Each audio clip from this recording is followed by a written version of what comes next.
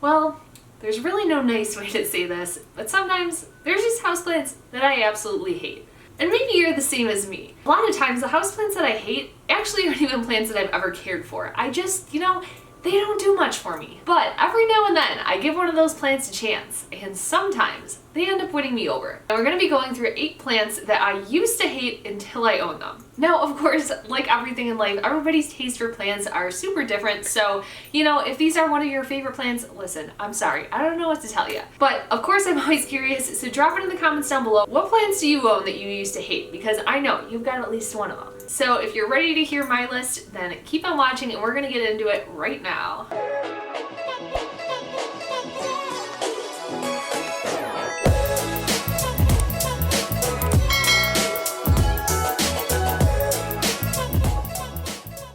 It's funny, I'm looking down at all the plants that I have for this video right now, and if I were to walk into a plant store and saw any of these, I would instantly be gravitating towards them. So it's crazy to me to think that at one time I thought that these plants sucked.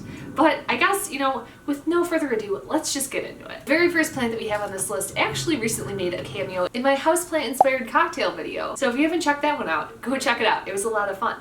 But that plant is none other than the watermelon peperomia. Now this plant is called the watermelon peperomia, well, for obvious reasons. If you take a look at the leaves, they look like little tiny watermelons. And in fact, they even have this beautiful red stem that kind of just ties everything all together and really just gives you those summer watermelon vibes. Now you may be thinking to yourself, Caitlin, how could you ever hate this plant? Well, it really comes down to just the long-term relationship that I have had with peperomia. Traditionally, every time I get a peperomia, I just rot the stems. I don't know what it is. I try to be so careful when I water it, and it seems to happen to me every time. So for that reason, I was so against getting one of these plants. I thought I would just instantly kill it, and I just didn't want to deal with that. These plants actually used to be pretty expensive and pretty difficult to get your hands on. So I just wasn't willing to spend that much money to get a plant that I pretty much assumed I would instantly kill. However, the longer I take care of the plant, the easier I find it is. I've never rotted it, and overall it's a really, really fast growing plant and really just enjoyable to have. So if you're like myself, if you rot other peperomias, if you've had bad experiences with other peperomias, don't let it scare you away from getting this guy. I absolutely love them, and I think that they are such a great addition to my collection. Okay, the next plant up on this list is one that was on the list kind of because it's just so easy to get. And I think myself, like many other people, have gotten it in their mind that because it's so accessible, it's not cool. And the longer that I have this plant, the more that I have to disagree with that. And that plant is none other than my old man cactus. Now, I'm going to bring it close and hopefully you can get some kind of idea of how crazy this plant is. But to me, this plant looks otherworldly. It has these crazy orange spikes coming out of it, and it has this fine, downy hair that is so soft, covering the entire plant. And my one that I have right now, more recently, is, I'm trying to find the best place to display this. Hopefully right here, it'll pick up against my shirt. But it kind of has this crazy hair that's coming out right now. One of my favorite movies growing up was Back to the Future, and this one just reminds me of Doc Brown. We're sending you back to the future! So, yeah, overall, I love taking care of this plant. I love having it, and it's one of those plants that, even when non-plant people come to my house, they're kind of drawn to it. They think it's interesting and really cool. So, while I know they tend to always be in that little row of cacti that you can get for like $4 in any garden center, I really recommend not just walking past them, and for a few bucks you can pick yourself up a really cool and really unique plant. The next plant on this list is actually a whole category of plants, and I hate to say it, but I've kind of made fun of these plants in the past on my channel just because I hadn't owned any of them, and for some reason, I don't know why, but I feel like they kind of get this like weird reputation in the plant community. And that variety of plants are Hoyas. Now, these are two of my favorite Hoyas that I have right now.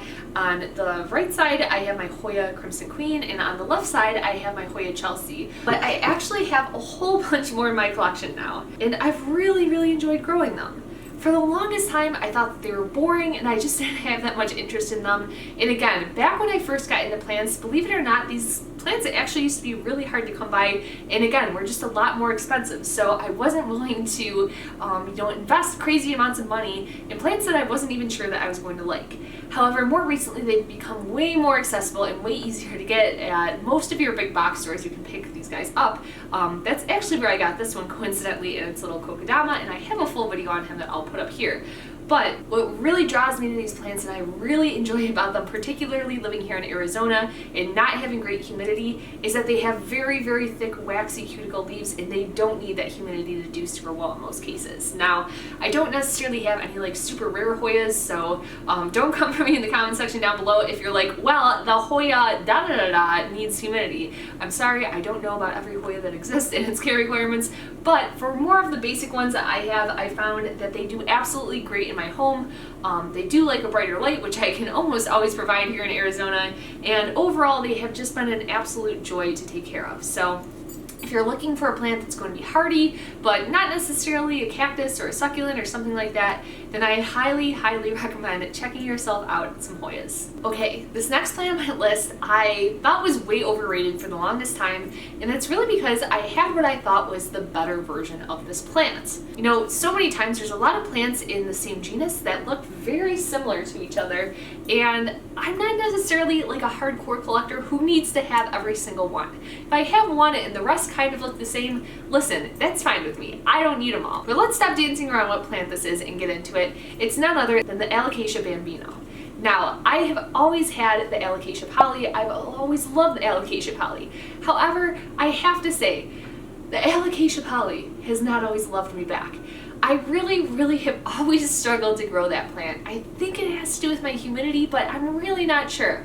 I've always given it a bright and direct light. I've always stayed really on top of the watering with it, and it just, you know, I've gotten it to flower a few times, but I can never seem to maintain them as beautiful and as large and as bushy as they seem to be in the stores. However, recently I got this Alocasia bambino. It just had one tiny little leaf on it, and since then it has already put out 3 new leaves and is looking super lush and super healthy for an Alocasia. If you're like me and you have struggled with the poly in the past, but you love it, you love that leaf pattern, you love that high contrast on the leaf from the white, what are those things called? The lines on the leaves? I know they have an official name. Somebody will put it down below. I know you will. But you know, you have that high contrast from the white and the dark color.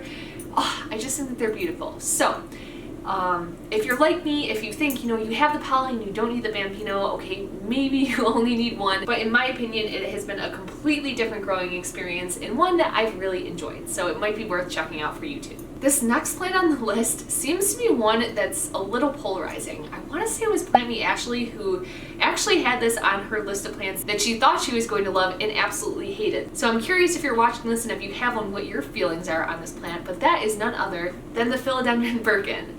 Again, for the longest time, I would see everybody raving about these plants on Facebook, and if you've been in the plant community for a while, you'll know that these used to be super hard to come by. Well, not super hard to come by, but like harder to come by and pretty on the expensive side.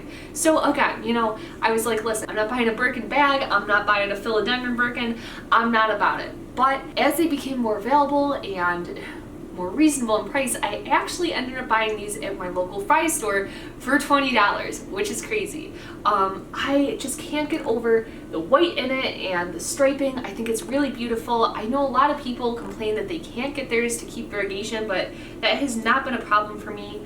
Since I bought it, I believe that these 1, 2, 3, 4 leaves are all new, and they're all pretty variegated for me. Overall, I have absolutely loved caring for this plant, and I do not find it to be a super difficult one for me. So if you're a little intimidated by this plant and think it's going to be hard to take care of, trust me, it is not.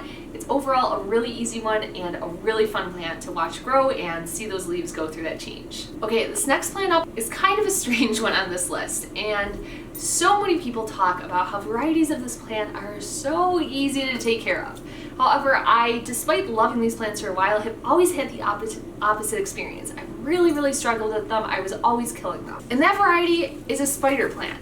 Now, if you're probably more familiar with the standard like reverse variegation spider plant that are green on the outside, white on the inside, I don't know what it is about them. I've had so many and I kill them every time. However, a couple months back, I got this Hawaiian spider plant and I have been absolutely adoring it. I know it's kind of basic, I know it's kind of standard, but I've had so much fun caring for it. It grows so fast, it's putting out little babies, it's bloomed multiple times, and overall I just can't say enough great things about it. Now again, if you're like me and you have killed spider plants in the past, I don't know what the difference is, but for some reason these Hawaiian ones are so much easier to take care of, and I just overall I just love it. So if you're looking for a plant that, you know, is just going to give you that really tropical, lush green foliage feel, then definitely check out one of these Hawaiian spider plants. Oh, and by the way, if you're wondering, yes, this is a candle holder that I have it inside. Don't mind me. Okay, and the 8th and final plant that we have on this list. I didn't think that I liked it for the longest time, not for kind of any reason in particular other than I visually couldn't tell. You just have to feel this plant. And that plant is none other than the Calathea furry feather. Now, you may be looking at this plant and thinking to yourself, Caitlin, that plant does not look very exciting and I don't think that I would want to own one. And that was my thought exactly. And that's why I thought that they were overrated for the longest time when I would see people talking about them online. However, once you feel one of these plants, they literally feel like a little velveteen rabbit. They actually don't even feel real, and they're really fun, especially if you have kids. I could see them really getting into just touching this plant and enjoying being around it. Now, one thing that I do have to say that it's a caveat about this plant, I am a Calathea lover. I live here in Arizona. I have so many Calatheas that I love taking care of. The low humidity traditionally is never a problem for me with my Calatheas, and I go in and water with them with tap water. I know so many people don't seem to be able to do that. It's never really a problem with me. However, I have had a little bit of a harder time with this one in particular.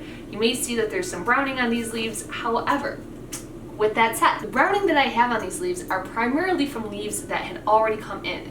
And as these newer leaves that are coming in up here come in, they seem to be hardier and not be getting that browning on them. So, while I know it kind of sucks, if you get one of these plants and are noticing that browning, if you try and cut it back to the stem and let that new growth come out, it likely is going to come out hardier and not be as sensitive to things like those minerals in the water or your low humidity if that's a problem for you. So overall, kind of a weird plant to have on the list, but you absolutely need a furry feather if you're somebody like me. And a leaf petter, is that the name that they call people like myself? I think so. Yeah, you need one. Okay, you guys, well, those are the 8 plants that I had today. Let me know, are any of these plants on your list? Do you have any of plants that you just thought that you would absolutely hate until you got them? If so, drop it in the comment section down below. While you're down there, don't forget to hit that like button and hit that subscribe button if you're not subscribed yet for quality content like this in the future. Thank you guys so much for sticking around until the end, and I hope to see you in the next one.